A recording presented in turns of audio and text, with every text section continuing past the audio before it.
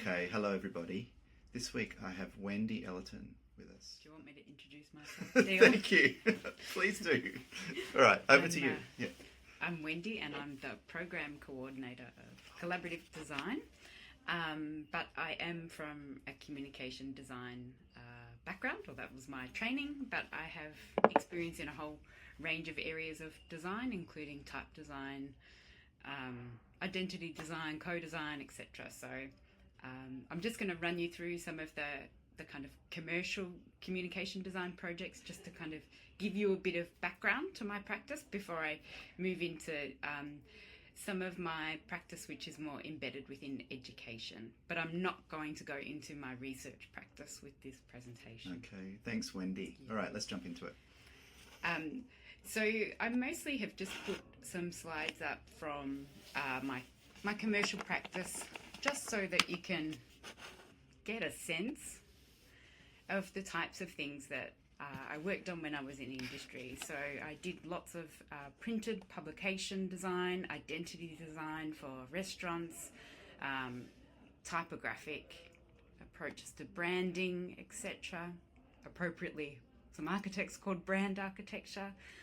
But before I went into commercial practice, I did an honours year where I specialised in type design, and I think that kind of starts to show in some of the identities and projects that I worked on. So I trained as a communication designer, did a master's in type and media in the Netherlands, and then returned to Australia and worked at a studio called Hofstede Design before moving to Round. I continued to do type design work in my spare time, and also teaching as well at Monash. Hence why you probably, if you're familiar with some of the academics at Monash, you might see work that's connected. And through that I met some amazing people like Tobias Ferrer-Jones, etc., and did some work for Hoffler and Ferrer-Jones, it was called at the time. So you can see lots of print, identity design, etc. But the one thing that I always really valued about my practice was conversations, collaboration and connection, and that sense of community with the people that I was working with. That's the part that I found rewarding in communication design. I always found it really hard seeing the final products of things. I never felt the kind of same satisfaction from that. I guess, maybe there was this side that was ego focused with that aspect of my work. And then I think the focus on collaboration and connection and sustainability and things like that was more about the kind of eco side of my practice. And I took a bit of a break from working in industry, continued teaching at Monash in design, but did some furniture upholstery. And whilst I was doing my furniture upholstery, it was that I really started to think about how design and teaching, might become my new practice. And one thing I initiated at this point in time was a program called Winter at MARTA. And I came up with the idea because I was really interested in finding opportunities for students to get real world experience, but I also wanted to do it in mutually beneficial ways. So I knew that the marketing department were always really keen to find opportunities to find designers to work on projects, and wouldn't it be amazing if the projects were done by our students. I knew that they also had a budget because they were spending that money on using professional design studios or people who are paid downstairs. So I look at ways of kind of finding opportunities for that are kind of personally rewarding for me. I didn't feel the need to do this type of work anymore. I'd had those experiences. I wanted to give students the experience that might help them transition to industry more easily, and I also wanted the kind of marketing and student recruitment aspect of our courses to be strengthened. So we worked on all these really interesting projects, and I think the overall experience was amazing for me personally, and also really, I think, beneficial for the students. I think working on projects like this, which are contained to the university context, still are quite complex because you have multiple stakeholders involved. There's the marketing department, there's all the different departments, fine art, etc. The students, lots of personalities. So being able to support and manage the relationships within that project was really, I think, important for me, and also important for giving the students like a positive experience, because I think thrown into a project like this with so many different stakeholders without someone advocating for them, it can be particularly stressful for everyone involved. So I'm really proud of those kind of projects that I've worked at Monash. And one of these times we were able to go to Italy because we were also working on a project connected to our Prato campus. So it was with 6 students, and they went through an interview process to participate, and we really operated like a studio. It was very, very hands-on, and you can see the kind of makings of the identity that they created for this open day in 2015 before Central Marketing took over the look and feel of MARTA. So it is some time ago, and I continue to look for opportunities like this. At the moment we're working with Monash Sensory Science, and hopefully that will evolve into something as well. So Monash Sensory Science, I can see that they have a need for design. It is often easier to create opportunities for students within the context of Monash.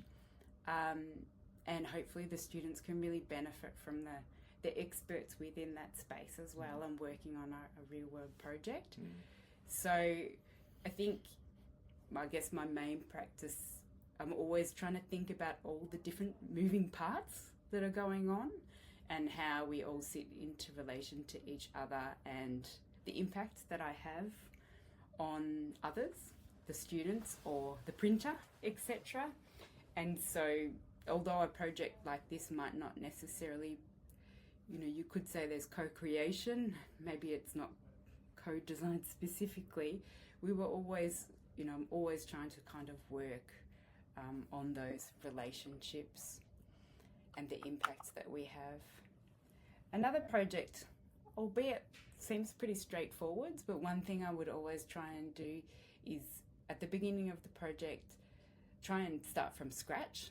And that doesn't necessarily mean a Pinterest board, but with a particular project, many years ago when we were talking about the MARTA graduation show, I knew that we had these plinths that were MDF, and MDF is a really awful and toxic material.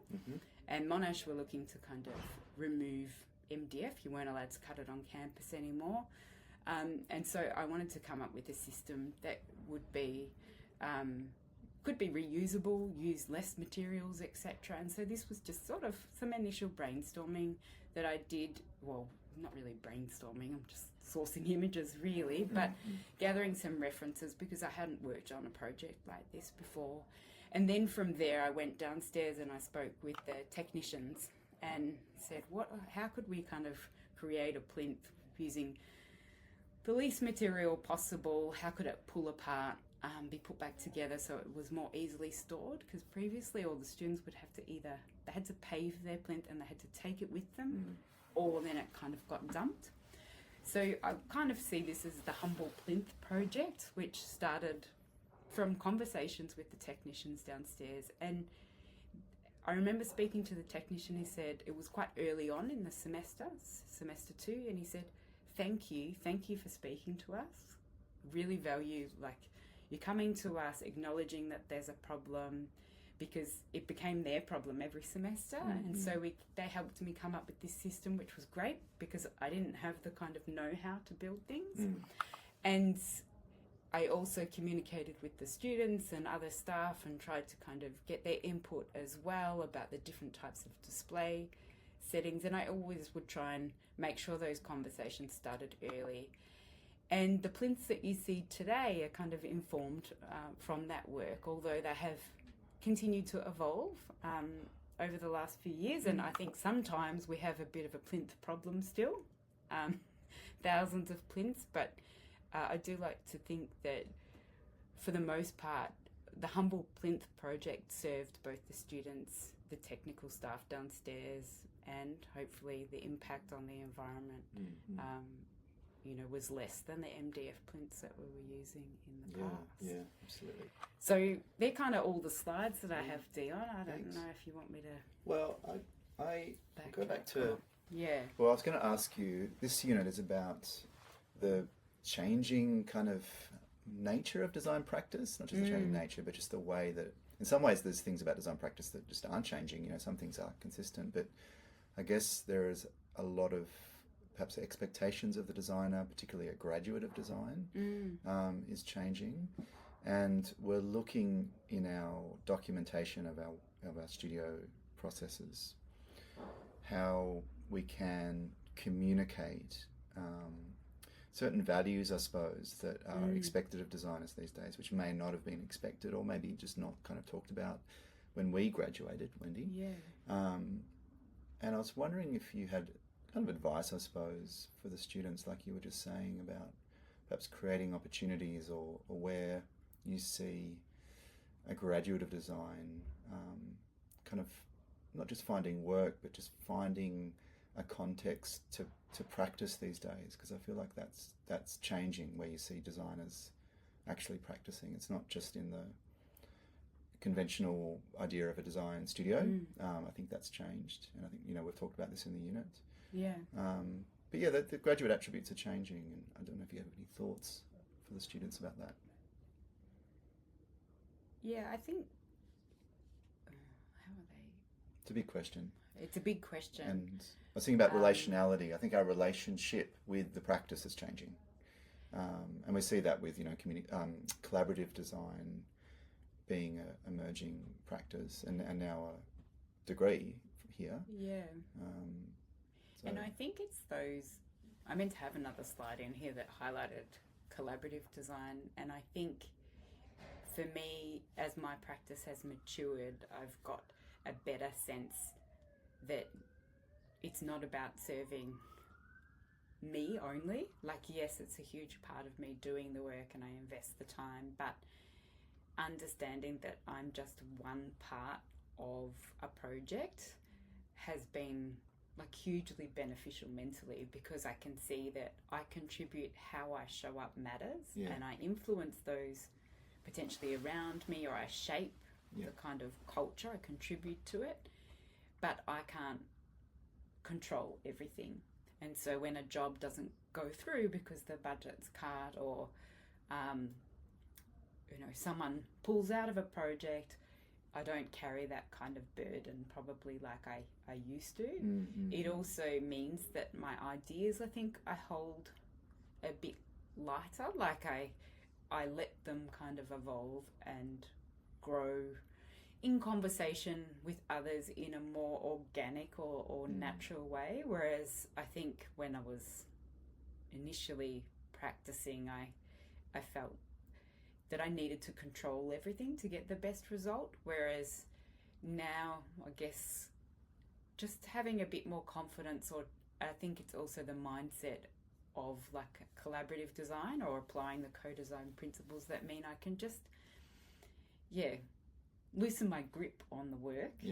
And loosening my grip on the work also, I think, helps the kind of relationships and creates space for other people to contribute to that. And I think part of that transition is in response to noticing how people respond to designers. Because designers often have a reputation for being very fixed or elitist about what's the right way to go about something, etc. And I think it's kind of an unraveling of that. Maybe being open to allowing the environment, conversations to shape what happens rather than like a predetermined idea. It seems like to me that kind of it's a different set of expectations around, rather than the expertise of the designer being the kind of hero in the picture, it's the knowledge generated through the designing the process that is valued more and understood more, I think, by people now. So they kind of, in a way where co-design, although we've talked about how co-design gets overused as a word and maybe overused as a practice in a way that it's not co-design at all. Yeah. But somehow one of the positive things I think is that it is developing this sort of understanding from people about what design contributes and designing as a process contributes. It's not a special kind of magical thing that only designers can do. And I always use the analogy of writing, like we all write. I don't consider myself to be a writer, but I know that writing is important for my practice and how I understand things. It might be a bit of a stretch to make that analogy, but there's a similarity I think that people can appreciate how they collaborate with designers. It's not all about the designer, it's about the relationship being this sort of process of generating the outcome, and that outcome is not always an object or some sort of, kind of shiny thing at the end. That's been a big thing for me, I think, that the design leaves this sort of imprint on the world. And I've always, as a graphic designer, thought about that in a sort of two-dimensional way, I suppose. And you could think about it in a way where it's about the effect on our environment, so through sustainable kind of practices. But there's a different imprint for me with collaborative design. And I think this is true for all design. There's a relationship that's formed, which is kind of like a social outcome. It's like something to do. We've been talking about this in the unit. Designers are kind of recognizing, or the design practice is recognizing this social impact that it has, whether you recognize it explicitly or not, it's there.